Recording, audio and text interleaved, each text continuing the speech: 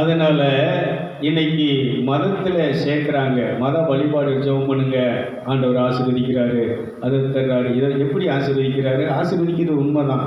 ஆனால் நீ சாபத்தெல்லாம் இருக்க, நீ பாவத்தெல்லாம் இருக்க, நீ உன் ஆன்மா ஆவி செத்து போயில அடக்கி நீ இதை பயன்படுத்தாத பட்சத்தில், இதை பயன்படுத்தி என் சாபத்திலிருந்து விடுதலை, பாவத்திலிருந்து விடுதலை, நோயிலிருந்து விடுதலை, கண்ணீரிலிருந்து விடுதலை, கவலையிலிருந்து விடுதலை, இதை நீங்கள் என்ன செய்யணும்? எல்லாருமே என்ன செய்யணும்?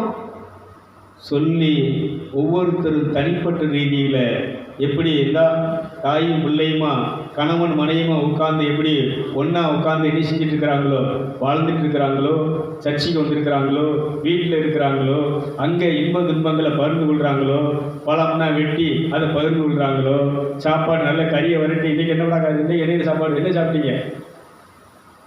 ஏய் உன்ட்ட தான் கேட்குறேன், இன்றைக்கி என்ன சாப்பிட்டீங்க? இட்லியா தோசையா? மட்டன். காலையிலே கேள்விப்பட்டேன், பார்த்திவன் குருவியில் போய் கறி எடுத்துட்டு வந்தாங்க. மட்டன் எடுத்துகிட்டு வந்து பிள்ளைகளுக்கு அவங்களுக்கு விருப்பமானதை சமைச்சு கொடுத்து சாப்பிட்டு எங்கே வந்திருக்கிறாங்க? இப்போ எங்கே வந்திருக்கிறாங்க? சர்ச்சை. இது என்னன்னா இதே மாதிரி தேவனோடு இன்பத்தை, சந்தோஷத்தை, ஆசீர்வாதத்தை உட்கார்ந்து என்ன செய்யணும்னா, இந்த மாதிரி என்ன செய்யணும்னா, குடும்பமாக இப்படி உட்கார்ந்து உணவுகளை நாம் பகிர்ந்து கொள்கிற மாதிரி, சாப்பிட்ற மாதிரி, துணிகளை புதுசாக எடுத்துகிட்டு வந்து உடுத்தி நம்ம மகிழ்ச்சியாக இருக்கிற மாதிரி இந்த வரங்களை பயன்படுத்தி, இந்த இரத்தத்தை பயன்படுத்தி, இந்த உடலை பயன்படுத்தி, இந்த காயங்களை பயன்படுத்தி ஒவ்வொரு நாளும் நம்மளை புதுப்பித்து கொண்டு, நம்மளை பரிசுத்தப்படுத்தி கொண்டு, சாபத்திலிருந்து இந்த இரத்தம் என்னை விடுதலையாக்கி விட்டது, பாவத்திலிருந்து என்னை விடுதலையாக்கி விட்டதுன்னு சொல்லி நீங்கள் வீட்டில் என்ன செய்யணும்? பண்ணணும். கூடி எல்லாரும் உட்கார்ந்துருக்கும் போது இதை என்ன செய்யணும்? பேசணும். இன்னைக்கு நாம் இவ்வளவு நல்லா இருக்கிறது காரணம் யாருன்னு சொன்னால், அந்த இயேசு செய்த அந்த பலி, அந்த பாடுகள், அந்த சிலுவையில் சிந்திய ரத்தம், இதை பற்றி இதான் சுவிசேஷம். அதனால தான் இயேசு சொல்றாரு, சகல ஜாதிகளுக்கும் நீங்கள் போய் சுவிசேஷத்தை அறிவியுங்கள். மனம் திரும்பி ஒரு மனிதன் சுவிசேஷத்தை ஏற்றுக்கொள்ளும் போது அவன் ரட்சிக்கப்படுகிறான். கைதிகளை பார்ப்போம், நல்லா கடற்கரை பார்ப்போம். அதனால ஒருத்தர் ரட்சிக்கப்படுகிறதற்கு இந்த மத போதகர்களுக்கு நான் அதை சொல்கிறேன், இந்த பாஸ்டர்மார்களுக்கு சொல்கிறேன், இன்னைக்கு மக்களுக்கு நான் மேய்ப்பன் சொல்கிறவங்களுக்கு நான் சொல்கிறேன், இங்கே இயேசு சொல்கிற இந்த சத்தியத்தை நீ உணர்ந்து கொள்ளணும். மத்தேயு 23:15 என்ன சொல்கிறேன்? மாயக்காரராகிய பரிசேயரே, சதுசேயரே, உங்களுக்கு ஐயோ கேடு. உங்கள் மதத்தில் நீங்கள் சேர்க்குறீங்க, ஊர் ஊராக போகிறீங்க, வீடு வீடாக போகிறீங்க, கடல் கடந்து போகிறீங்க, எல்லா இடத்துக்கும் நீங்கள் என்ன செய்ய போகிறீங்க. ஆனால் எங்கே சேர்க்குறீங்க? எங்கே சேர்க்குறீங்க? எங்கே வாங்கன்னு கூப்பிடுறீங்க? சொல்லுங்க, எங்கே சொல்லுங்களேன்? நரகத்தில் சேர்க்குறீங்க. இங்கே இங்கே இங்கே இங்கே சபையில் சேர்க்கப்படுறவங்கெல்லாம் எங்கே போய் சேர்றாங்க? நரகத்தில் அதனால தான் இயேசு சொல்றார், என்னோடு இல்லாதவன் எனக்கு விரோதியாக இருக்கிறான், என்னோடு சேர்க்காதவன் செதறடிக்கிறான். அதனால இன்னைக்கு மக்களே இதை இன்னைக்கு அவங்களுக்கு சொன்னால் இது நிச்சயம்னா புரியாது, அவங்களுக்கு இதை ஏற்றுக்கிடவும் மாட்டாங்க. சரி, நான் இப்போ உங்கள்கிட்ட ஒரு டவுட்டு கேட்குறேன். இந்த வசனத்துக்கு இதை மறுபடியும் வாசிங்க. இந்த வசனத்துக்கு தானே வாசிங்க. மத்தேயு, மாயக்காரராகிய வேதபாரகரே, பரிசேயரே, உங்களுக்கு ஐயோ, மனுஷர் பிரவேசியாதபடி பரலோக ராஜ்யத்தை பூட்டி போடுகிறீர்கள். நல்லா கவனிச்சுக்கோங்க. நீ மதத்தில் தான் சேர்க்கிறையே தவிர, ஆனால் பரலோக ராஜ்யத்தில் அவங்களை என்ன செய்யலை? சேர்க்கலை. பரலோக ராஜ்யத்தில் பிரவேசிக்காதபடிக்கு என்ன செய்கிறீங்க? பரலோக ராஜ்யத்துக்குள்ளே போகணும்னா இந்த மக்கள் என்ன செய்யணும்னா, இந்த பலியை பயன்படுத்தணும், இந்த பாடுகளை பயன்படுத்தணும், இந்த சிந்தப்பட்ட ரத்தத்தை என்ன செய்யணும்? எல்லாரும் பயன்படுத்தணும். இதை பயன்படுத்தி இப்போ எல்லோரும் கோயிலுக்கு வர்றீங்க. நான் என்ன சொல்கிறேன்னா, எல்லோரும் ஜப கூட்டத்து போகிறாங்க, கன்வென்ஷன் கூட்டத்து போகிறாங்க, ஓசை கூட்டத்து போகிறாங்க. இன்னும் நம்ம விஜய் கூட எங்கே போயிட்டு வந்தார்? திருச்செந்தூர் முருகன் கோயிலுக்கு போனார். இன்றைக்கி என்ன செய்கிறார்? வேளாங்கண்ணி போகிறாரு. அங்கே இருக்கக்கூடிய தர்காவுக்கு என்ன செய்ய போகிறாரு? பக்கத்தில் என்ன ஊருமா? நாகூர். தர்காவுக்கும் போகிறாருன்னு சொல்கிறாங்க. இதெல்லாம் கோயில் பொதுவானது. யார் வேணாலும் எந்த கோயிலுக்குலாம் என்ன செய்யலாம்? போகலாம். கோயிலுக்கு போகிறது வேற, ஆனால் கடவுளோடு போய் சேர்கிறது வேற. கைதிட்டுக்கலாம் பார்ப்போம், நல்ல கரங்களை பற்றி. இரண்டுக்குள்ள வித்தியாசத்தை நீங்க புரியணும். கோயிலுக்கு எதுக்கு? கோயிலில் இங்கே என்ன நடக்கிறது? ஏதோ சடங்காச்சாரங்கள் நடக்கிறது, வழிபாடுகள் நடக்கிறது. அன்பு விருந்து நேற்று திருநெல்வேலியில் சிஎஸ்சி சபையில் அந்த மாம்பழ சங்கம் விருந்து 26,000 பேர் கலந்துருக்கிறாங்க. எல்லாரும் பந்தியில் உட்காந்து இனிச்சுறாங்க. ஒரு பொண்ணு பேட்டி விடுக்கிறா, சாப்பாடு சூப்பராக இருக்கு, ரொம்ப அழகாக இருக்கு, டேஸ்டாக இருக்கு, டேஸ்டாக செஞ்சுருக்கிறாங்க. ஒரு கம்பு பை நிறைய இனிச்சிட்டான்னா ஒன்றை கட்டிட்டா. ஒரு கம்பு பை நிறைய கட்டிட்டு நான் சாப்பிட்டுட்டு நல்லா இருந்து சாப்பிட்டுட்டு இந்த கம்பு பை நிறைய நான் வீட்டுக்கு கட்டி செஞ்சுட்டு போகிறேன். இதுதான் கோயிலில் நடக்கிறது. ஆனால் இயேசுக்கு என்ன நடக்குது சொன்னால், தேவ சாயல் உனக்குள்ளே உருமாற்றம் நடக்கிறது. கைதிட்டுகளை பார்ப்போம். தேவனுடைய பாவனை உனக்குள்ளே வருகிறது, தெய்வீக தன்மை உனக்குள்ளே வருகிறது. அந்த பரலோக ராஜ்யத்திலே அவர் கட்டியிருக்கிற வீடு, அந்த சொர்க்கம், அந்த இன்பவனம், அந்த பரிசுத்தவான்கள், அங்கே தேவதூதர்கள், அங்கே நிறைந்திருக்கக்கூடிய அந்த இடத்துல நம்ம என்ன செய்யணும்னு சொன்னால், உரிமையாளர்களாக, பிள்ளைகளாக தேவனுக்கு முன்பாக சுதந்திரமாக அமர்கிறோம். கைதிகளமா, இதுதான் என்னன்னு சொன்னா, இயேசு நமக்கு கொடுக்கிற இந்த பலி, நமக்கு கொடுக்கிற இந்த விருந்து, திருவிருந்து நமக்கு கொடுக்கிற ஒரு பெரிய பிளஸிங், ஆசீர்வாதம். 25,000 பேருக்கு இங்கே இந்த கோயிலில் என்ன கிடைக்கும்? சாப்பாடு கிடைக்கும், விருந்து கிடைக்கும், அழகா இருக்கும், பாட்டு நல்லா இருந்துச்சு, பிரசங்கம் நல்லா இருந்துச்சு, அப்படியெல்லாம் நம்ம என்ன செய்வோம்? அழகா சொல்லுவோம். இதுக்கு சாது செல்லப்போ ஒரு அழகான ஒரு கதை சொன்னார். ஒரு பன்னி என்ன செஞ்சான்? குட்டி போடிச்சான். பன்னி என்ன செய்யும்? 10 குட்டி போடும். இந்த பன்னி குட்டி போட்டு கண்ணு திறக்கலை. கொஞ்ச நாள் என்ன செஞ்சுன்னா, தாயோடே பண்ணிக்கிட்டே என்ன செய்யுன்னா பால் குடிச்சிக்கிட்டு அதோடய படுத்துக்கிட்டு, அந்த குழந்தை மாடி அம்மா மடியில் படுத்துருக்க மாதிரி, நீ படுத்துக்கோ, அது படுத்துருக்க மாதிரி என்ன செய்யணும், அந்த பன்னி குட்டிகள் அந்த தாயை விட்டு படுத்துக்கிட்டு விளையாண்டுக்கிட்டு பால் குடிச்சிக்கிட்டு அப்படி சந்தோஷமாக இருந்துச்சு. ஒரு 10 நாள் 15 நாள் கழிச்ச உடனே கண்ணு திறந்த உடனே இந்த பன்னி சொல்லிச்சு, நீங்கள் எல்லாம் அப்படி கொஞ்சம் வெளியில் போய் இணைஞ்சிட்டு வாங்க, லாந்திட்டு வாங்கன்னு குட்டிகளை பார்த்து என்ன செஞ்சு, இந்த குட்டிகளும் சந்தோஷமாக நல்லா வெளியில் போய் லாந்தி அப்படி சுற்றிட்டு மறுபடியும் என்ன செஞ்சுன்னா திரும்ப இங்கே வந்துட்டு தாய்கிட்டே வந்துடுச்சு. இப்போ அந்த தாய் பண்ணி கட்டிச்சான். சரி, வெளியில் சுற்றி பார்த்துட்டு வந்தீங்களே, என்ன பார்த்தீங்க, எப்படி இருந்துச்சு அப்படின்னு கேட்கும்போது ஒரு பன்னிக்குட்டி சொல்லிச்சான், மேலே பெரிய கோவரத்தை கட்டி வச்சுருந்தாங்க, அந்த கோவரத்தை அப்படியே அண்ணாந்து பார்த்தேன், பயங்கரமான வளர்த்தியாக இருந்துச்சு. அதில் கோயிலுக்கிட்ட இன்னொரு குட்டி சொல்லிச்சான், அதில் கோயில் இருந்துச்சு, அந்த கோயிலுக்குள்ளே போனேன், அங்கே என்ன நடந்துச்சு, கோயிலுக்குள்ள ஒரு ஆள் பிரசங்கம் பண்ணிட்டு இருந்தார், அங்கே ஜெபமெல்லாம் என்ன செஞ்சுட்டு இதை பார்த்தோம். இன்னொரு பண்ணி சொன்னான், நான் அங்கே போனால் பெரிய தோப்பு இருந்துச்சு, அந்த தோப்பு நல்லா பயங்கரமாக செழிப்பாக பசுமையாக இருந்துச்சு அப்படின்னுச்சான். இன்னொரு பன்னிக்குட்டி சொல்லிச்சான், நான் போனேன், நல்லா வெள்ளை அடித்து பெயிண்ட் அடித்து ஒரு பள்ளிக்கூடம் அங்கே என்ன செஞ்சிருந்துச்சு, அந்த பள்ளிக்கூடத்தில் போய் படிக்கலாம்னு எனக்கு என்ன செஞ்சிச்சு, தோட்டத்தை பார்த்த பன்னிக்குட்டிக்கு தோட்டத்தில் போய் என்ன செய்யலாம், சுகமாக படித்து உறங்கலாம்னு எனக்கு தோணிச்சு. இந்த கோயிலை பார்த்த அந்த பன்னிக்குட்டி குட்டி சொல்லிச்சு, இந்த கோயிலுக்குள்ள போய் இருந்தால் நல்லாயிருக்கும் அப்படின்னு நினச்சி எனக்கு தோணிச்சின்னு சொல்லிச்சு. அப்போந்தான் இன்னொரு பன்னிக்குட்டி சொல்லிச்சு, அதில் ஒருத்தர் பிரசங்கம் பண்ணார் பாருங்க. என்ன பிரசங்கம் பண்ணார் சொல்லு, நீ எப்படி படைக்கப்பட்டிருக்காய் தெரியுமா, நீ கடவுள் உன்னை எவ்வளோ அழகாக படைச்சிருக்கிறாரு தெரியுமா அப்படின்னு ஒருத்தர் பிரசங்கம் பண்ணும்போது தான் மனுஷனை எவ்வளோ அழகாக படைச்சிருக்கிறாரு, எவ்வளோ நல்லா படைச்சிருக்கிறாரு சொன்ன உடனே நான் மனுஷனாக மாறணும்னு தோணுச்சு அப்படின்னுச்சான் அந்த குட்டி. கை தட்டாதங்க, அதுக்கப்புறம் தட்டுங்க அப்படி சொன்ன உடனே அந்த தாய் பண்ணி சொல்லிச்சான், இதுக்கா உங்களை பெற்றேன், இதுக்கா நீங்கள் என் வயிற்றில் பிறந்தீங்க, நீ மனுஷன் பூரா இப்போ இணைஞ்சிருக்கிறான், பன்னியாக மாறிட்டு இருக்கிறான், மனுஷன் பூரா இணைஞ்சிருக்கிறான், பன்னி மாதிரி ஆயிட்டான்.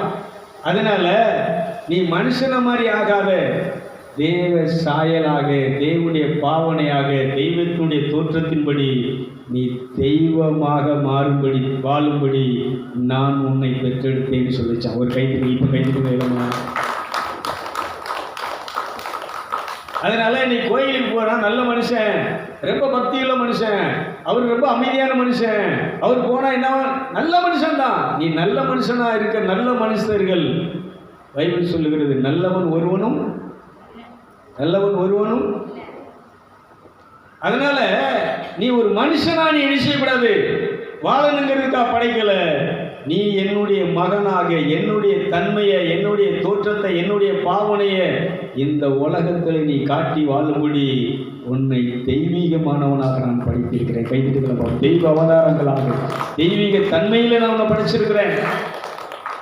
அதனால இன்னைக்கு கிறிஸ்தவம் என்பது ஏதோ கோயிலுக்கு போகிற, அதனால இன்னைக்கு மத போதங்களை என்ன செஞ்சிட்டாங்கன்னா, நம்மளை இப்படி கோயிலுக்கு வாங்க, இப்படி தானம் பண்ணுங்க, தர்மம் பண்ணுங்க, நல்லவனா இருங்க, இப்படி சொல்லி இணைஞ்சு நம்ம நல்ல மனுஷனா இருந்து சொல்லி இணைஞ்சிட்டு இருக்கிறாங்க. இந்த மதத்தில் சேர்த்துட்டு இருக்கிறாங்க.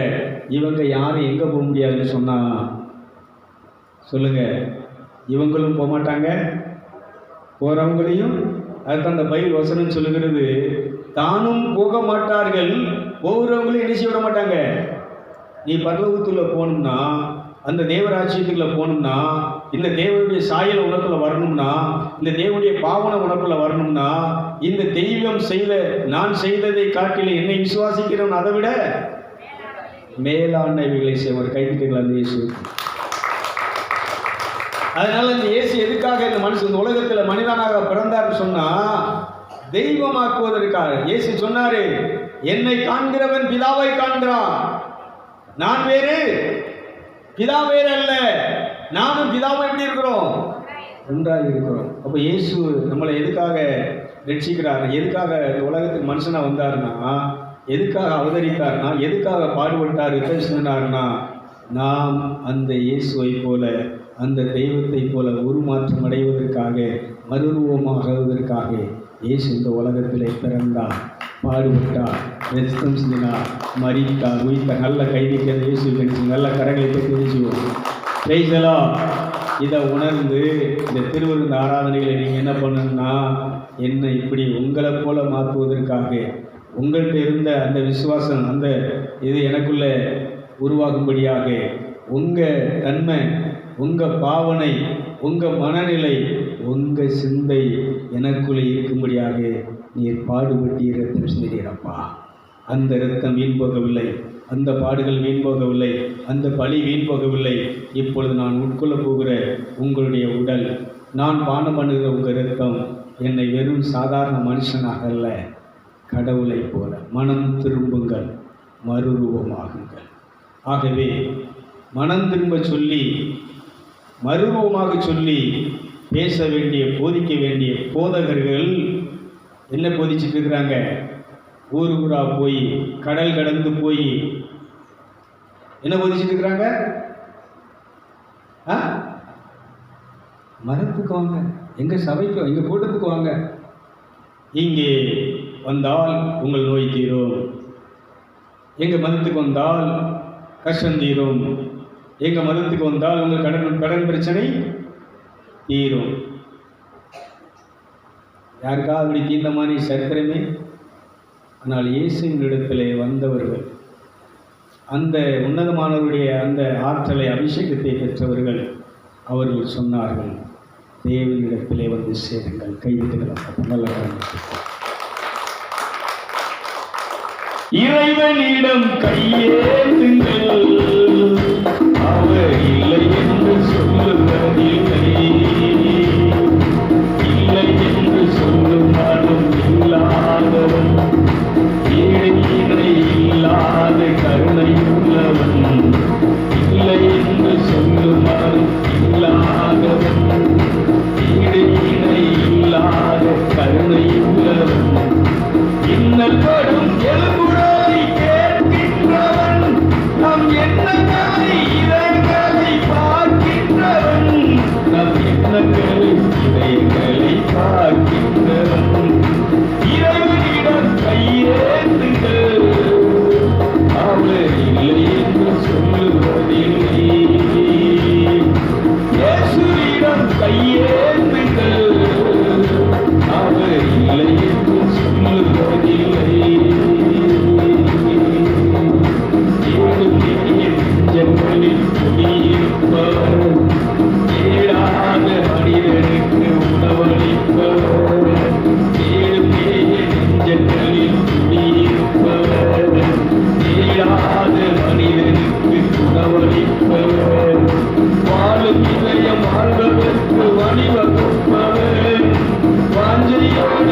அவர் உன் துணை நிற்பவர்.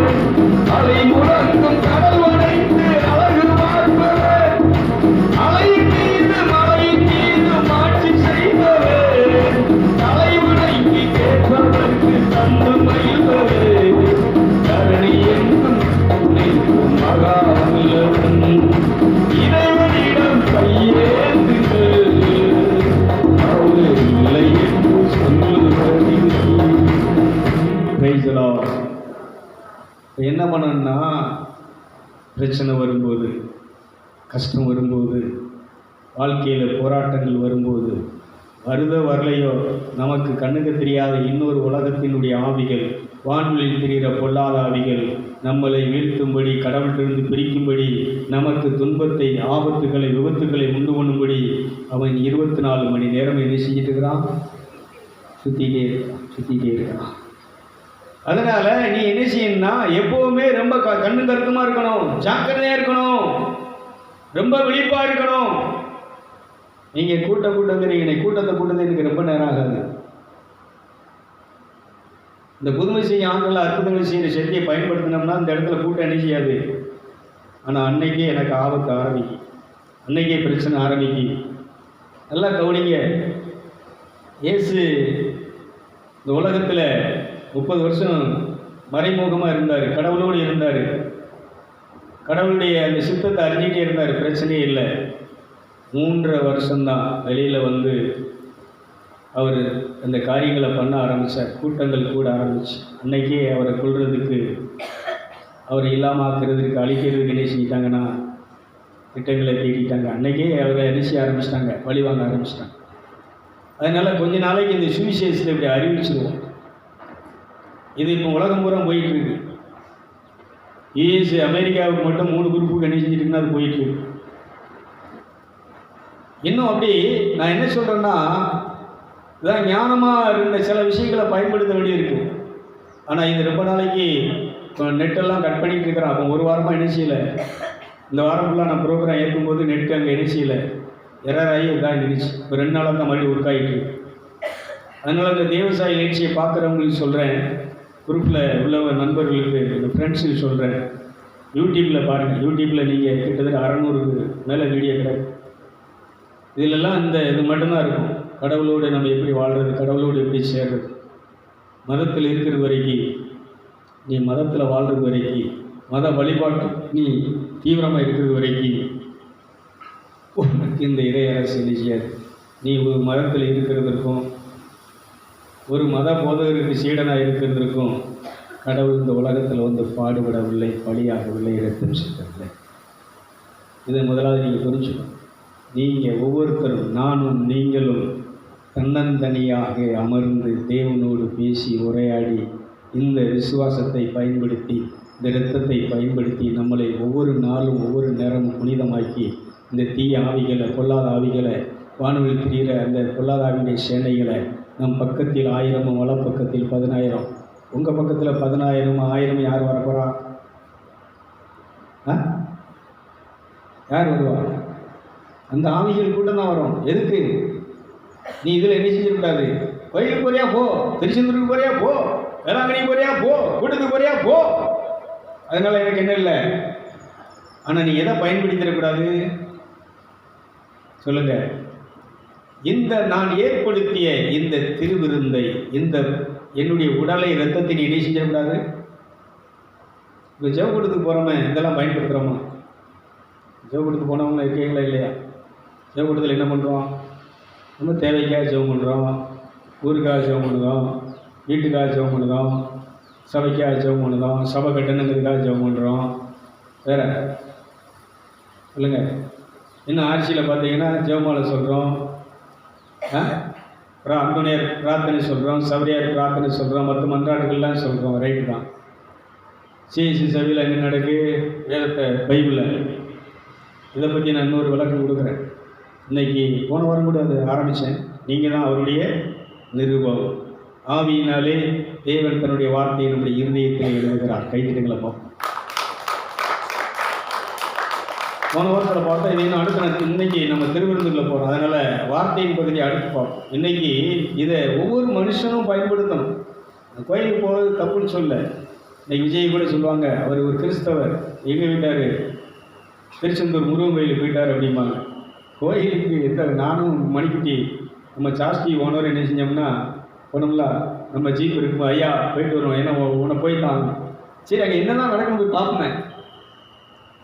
கோயிலில் கடவுள் அல்ல, கடவுள் எங்கே இருக்கிறாருன்னு சொன்னால் இந்த சரீரமாகிய கோயிலில் இருக்கிறார். கைதிட்டுக்கலாம் பார்ப்போம், நல்ல கடவுளுக்கு. நீ விஜயில் திருச்செந்தூர் பூனையில் முருகனை பார்த்தீங்கன்னா அவர் என்ன செய்ய முடியாது, பார்த்தேன்னு என்ன செய்ய முடியாது, சொல்ல முடியாது. வேளாங்கண்ணி பூனையில் மாதாவை பார்த்தீங்களான்னா என்ன செய்ய முடியாது. செவகுடுத்து பூனையில் இயேசுவை பார்த்தீங்களான்னா யாராவது சொல்லுவீங்களா, சொல்ல முடியுமா? நான் போனேன், ஆனால் என்ன செய்யலை. ஆனால் என்னைக்கு தனித்து உட்கார்ந்திருந்து இப்படி இந்த மாசற்ற இளையரப்பட்ட ரத்தத்தை பயன்படுத்தி அவருடைய பாடுகளை காயங்களை பயன்படுத்தி இது உண்மையானால், இது சத்தியமானால் இப்பொழுது என்னை பரிசுத்தமாக்கி என் இருதயம் உங்களுக்கு தேவை, என் இருதயம் தூய்மையாக இருக்கணும், என் இருதயம் பரிசுத்தமாக இருக்கணும், நல்ல மனசாட்சி இருக்கணும். உமக்கு தேவையானது விசுவாசம். இன்னைக்கு நீ என்னை சந்திப்பேங்கிற விசுவாசத்தோடு உன் பாதத்தில் அமர்ந்திருக்கிறேன்னு சொல்லும்போது அன்னைக்கு இயேசு தரிசனத்தை நான் பார்த்தேன். நல்ல கைது கிடைச்சேன். இந்த மாதிரி உட்காரியா, இந்த மாதிரி நீ தேட ஆரம்பி, இந்த மாதிரி அவரை நிச்சய மாதிரி அவரிடத்துல கையேந்த ஆரம்பி, அந்த இயேசுடைய கரங்கள் உனக்கு நீட்டப்படும். உன் கரத்தை பிடித்து அவர் வழிநடத்தும். இன்னை வரைக்கும் அவர் என்ன செய்ய 33 வருஷம் ஆச்சு. இன்னை வரைக்கும் அவர் என்னை வழி நடத்தி கொண்டு இருக்கிறார். நல்ல கைத்திட்டுகளை பார்ப்போம். உங்களை மாதிரி தான் நானும் ஜெப கூட்டங்களுக்கு ஒரு ஊராக போனேன். இங்கேருந்து இந்த நாகப்பட்டினம், நாகூர், வேளாங்கண்ணி பக்கத்தில் கூட ஒரு ஜார்ஜ் பிரதர், அவர் தான் அந்த முழுர் ஜோம்லாம் நடத்துவார். 3 நாள் அங்கே பாஸ்டிங் பீரியட் போட்டிருந்தார். அங்கே கூட என்ன செஞ்சேன். அன்றைக்கி தான் ஆண்டவர் எனக்கு பெரிய மிராக்கிள் பண்ணார். ஏன்னா கையில் காசு இல்லை, வேலைக்கு போகலை, காட்டில் போய் ஜெபம் பண்ணுவேன், ஊர் ஊராக அப்படியே என்ன செய்வேன். இந்த மாதிரி வாங்க ஜெபம் கொடுத்து வாங்க, இந்த பிரேயர் உபவாசம் கொடுத்து வாங்க, ஞாயிற்றுக்கிழமை ஆராதனைக்கு வாங்க, இப்படி தான் கூப்பிட்டு அலைஞ்சேன். ஆனால் அன்னைக்கு அங்கே போகிறதுக்கு எனக்கு கையில் காசு இல்லை. கேட்டேன், நீ தருவாய், நீ தந்தா நான் என்ன செய்வேன் போவேன் அப்படின்னு சொல்லி. ஏன்னா வீட்டில் கேட்டால் என்ன செய்ய மாட்டாங்க, கொடுக்க மாட்டாங்க. வேறு சொந்தக்காரங்கிட்ட மாதிரி தெரிஞ்சவங்கள்டெல்லாம் போய் இந்த மாதிரி போனோம்னா யாரும் என்ன செய்ய மாட்டாங்க, கொடுக்க மாட்டாங்க. யார்கிட்ட கேட்குறேன், நான் கடவுள்கிட்ட கேட்குறேன். எனக்கு நீ தந்தா நான் அந்த கொடுத்து போகிறேன். 3 நாள் உன் பாதத்தில் காத்திருக்க, நான் வர்றேன் அப்படின்னு சொல்லும்போது கையில் ஒன்றும் இல்லை. அன்னையை பார்க்க எங்கள் ஊரில் ஒரு துஷ்டி. அப்போ எங்கள் பார்வையாளர்லேருந்து என்ன செஞ்சாங்கன்னா, துஷ்டிக்கு எங்கள் மாமா, எங்கள் பெரியம்மா, சித்தி எல்லோரும் வந்தாங்க. அவங்க சிஎஸ்சி, அவங்க அந்த ப்ரேயரில் கொஞ்சம் இன்ட்ரெஸ்டான ஆட்கள். எங்கள் அம்மா ஆவலை சொல்லியிருக்கா, இந்த பே இப்படி பண்ணிக்கிட்டு அங்கே போகிறேன்னு சொல்லிகிட்டு இருக்கான். காசு கேட்டால் நான் கொடுக்கல, அவனுக்கு காசு கொடுக்கக்கூடாதுன்னு சொல்லிட்டு இருக்கும்போது அவங்க எல்லாம் கூப்பிட்டு பேசிட்டு அவங்க என்ன செஞ்சாங்கன்னா, ஆளுக்கு 20, 30 என்ன செஞ்சாங்க, கையில் தூக்கி இருந்தாப்ப அப்படின்னு கொடுத்தாங்க. 80 ரூபா சேர்ந்துச்சு. டிக்கெட்டே 60 ரூபா முடிஞ்சிச்சு. 20 ரூபாயோட போகிறேன். 3 நாள் என்ன செய்யணும். அன்னைக்கு பஸ்ஸில் ஆண்டவர் ஒரு மிராக்கிள் பண்ண, அந்நிய பாஷையிலே ஆவியிலே ஒரு உரையாடி கொண்டு இருந்தேன். என் பக்கத்தில் அடுத்த 2 சீட் உள்ளதில் நானும் ஒரு ஐயர் உட்காந்துருக்கோம். அங்கிட்டு பக்கத்து எதிர் சீட்டில் 3 பேர் இணைஞ்சிருக்கிறாங்க. தாய்,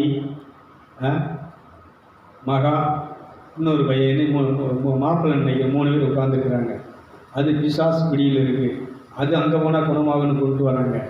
சொல்கிறார், எதுக்கு நீ பார்த்துட்டு சும்மா இருக்க, நாவியை கட்ட அப்படின்னு. உள்ளுக்குள்ளே ஆவியை டன்ஸில் கட்டியிருந்தேன்.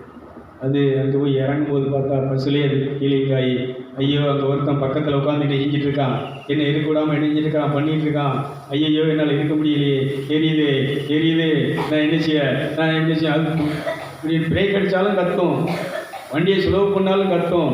அப்படி கத்திட்டு இருந்தது. கொஞ்சம் நேரத்தில் பார்த்தீங்கன்னா, நான் போகிறேன், என்னால் இருக்க முடியல அப்படின்னு சொல்லிட்டு போச்சு. அந்த பொம்பளை என்ன செஞ்சான்னா, டீச்சர் மாதிரி பேக் போட்டு நினைஞ்சானா நாகப்பட்டினத்தில் இறங்கினான். எல்லோரும் நான் பார்த்தாங்க. நான் ஒன்றும் கண்டுக்கல, ஏன்னா நான் பாஸ்ட்டு கிடையாது.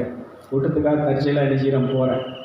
அப்போது அந்த 3 நாளும் அந்த பையன் என்ன செஞ்சானா, எங்கே போனாலும் ஒரு புஸ்தகம் எடுத்தாலும் அவன் ரூபா விட்டுருவான். நான் ஒரு டீ குடித்தாலும் டீக்கு நினைஞ்சிருவான். நீ இருக்கிறது எவ்வளோ தான் இருக்குது சொல்லுங்கள். அதையும் எங்கள் போட்டாச்சு. நான் எப்போதுமே என்ன செய்வேன்னா, அந்த விசுவாசத்தில், அதான் ஆண்டவர் நம்மகிட்ட எதிர்பார்க்குறது என்னென்னா, இருதயத்திலே தூய்மை, நல்ல மனசாட்சி, களங்கமற்ற விசுவாசம் 3 இருந்தால் போதும். இந்த தேவனுடைய ராட்சியத்தில் நாம் சஞ்சரிக்க முடியும். கைதிகளா இதை 1 பேதுருவுல முதல் அதிகாரம் நீங்கள் 5ஆம் வசனத்திலிருந்து நினைக்கிறேன் பார்த்தீங்கன்னா தெரியும். ஆண்டவர் நம்மகிட்ட என்ன எதிர்பார்க்குறாங்கிறத அங்கே பேதுருக்கு எழுதுகிறார். 1 பேதுரு முதல் அதிகாரம் 5லிருந்து பாருங்க. கடைசி காலத்திலே வெளிப்பட ஆயத்தமாக்கப்பட்டிருந்த ரட்சிப்புக்கு ஏதுவான விசுவாசத்தை கொண்டு தேவனுடைய பலத்தினாலே காக்கப்பட்டிருக்கிற உங்களுக்கு அந்த சுதந்திரம், நல்லா கவனிச்சுக்கோங்க, இது எங்க வைக்கப்பட்டிருக்குன்னா சபையில இல்ல, போதகத்துல, பரலோகத்திலே வைக்கப்பட்டிருக்கிறது. இதிலே நீங்கள் மிகவும் சந்தோஷப்படுகிறீர்களா என்றாலும் துன்பப்பட வேண்டியது அவசியமானதால் இப்பொழுது கொஞ்ச காலம் பலவிதமான சோதனைகளினாலே துக்கப்படுகிறீர்கள். அழிந்து போகிற பொன் அக்கினியினால் சோதிக்கப்படும், அதை பார்க்கிலும்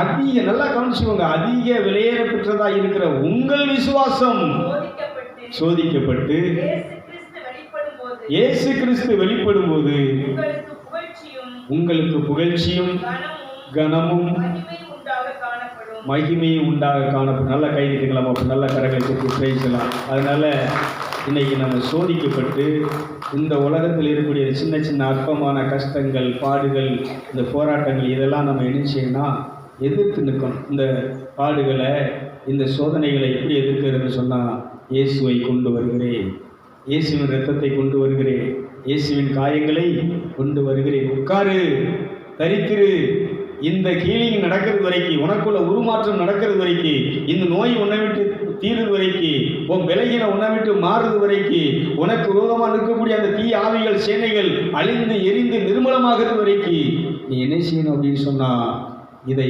பயன்படுத்த பாதத்தில் உட்கார்ந்து நீ யுத்தம் செய்ய வேண்டும். கைதிட்டுகளை பார்ப்போம், நல்ல காரணம்.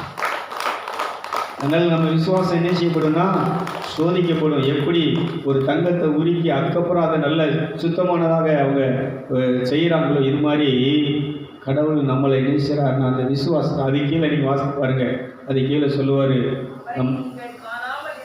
அவரை நீங்கள் காணாமல் இருந்தும் அவரிடத்தில் அன்பு கூறுகிறீர்கள். நல்லா கவனிச்சு, அவரை நீங்க பார்க்கல, ஆனால் அவர்கிட்ட நீங்க அன்பு கூறுகிறீர்கள். இப்பொழுது நீங்கள் அவரை தரிசியாமல் இருந்தும் அவரிடத்தில் விசுவாசம் வைத்து சொல்லி முடியாததும் மகிமையால் நிறைந்ததுமாய் இருக்கிற சந்தோஷம் உள்ளவர்களாய் கலை. இதுக்கப்புறம் வீட்டில் வாசித்து பாருங்க. அதனால எப்பவும் நீ சந்தோஷமாய் ஆனந்தமாய் மகிழ்ச்சியாக இருக்கக்கூடிய ஒரு வாழ்க்கை தான். என்ன வாழ்க்கைன்னா ஆன்மீக வாழ்க்கை, ஆவிக்குரிய வாழ்க்கை, கிறிஸ்தவ வாழ்க்கை. பிரைஸலா இல்லையே சொல்லுங்களேன், இல்லை சத்தமாக சொல்லுங்களேன். இப்போ என்ன பண்ணணும் சொல்லுங்கள், என்ன பண்ணணும்? என்ன பண்ணணும்? இந்த உடலை உணவாக நம்ம என்ன செய்யணும்? பகிர்ந்து கொள்ள வேண்டும். அதனால் இப்போ நம்ம திருவிருந்த ஆராதனைகளை போகிறோம்.